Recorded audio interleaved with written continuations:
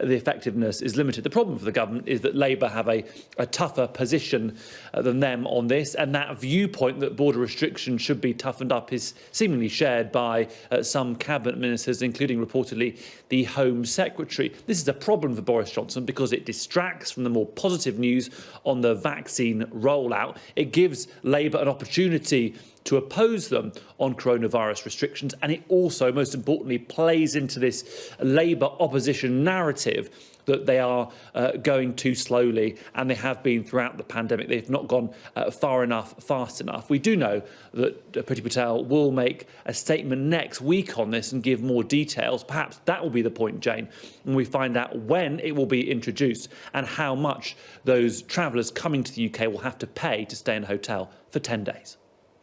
Thanks very much.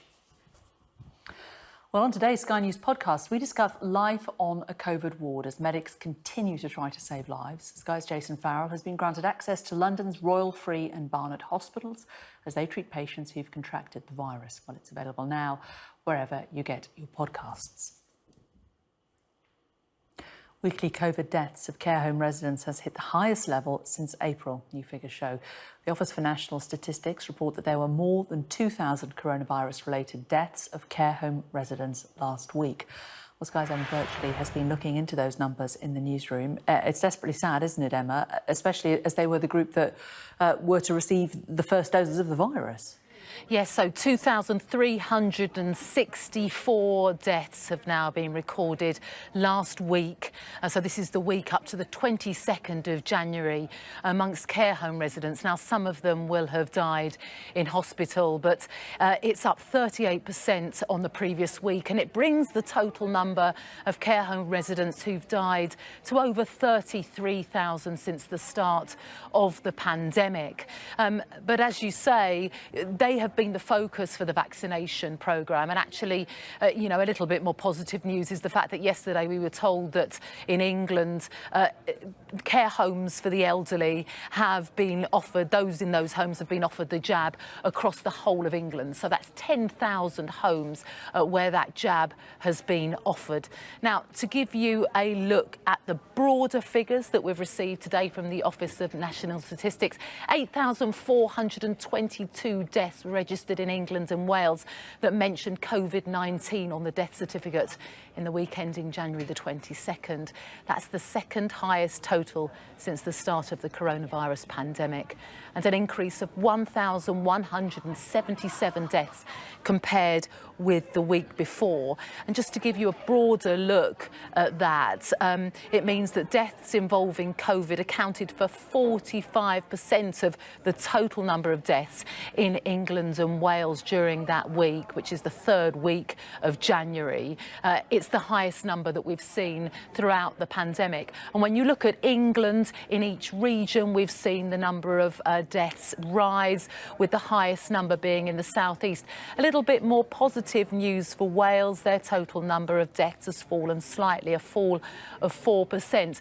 But I think it's quite important to give you a little bit of context to these figures, which is that they go up to the 22nd, so just over a week ago.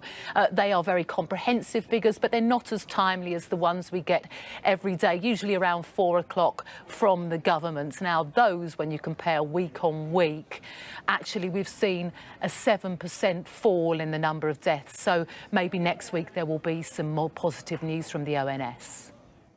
Emma, thanks very much.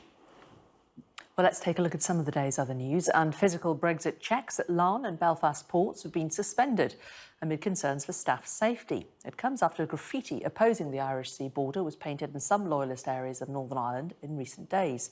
Mid and East Antrim Council withdrew staff from Brexit inspection duties at Larne Port earlier this week, following what it described as an upsurge in sinister and menacing behaviour.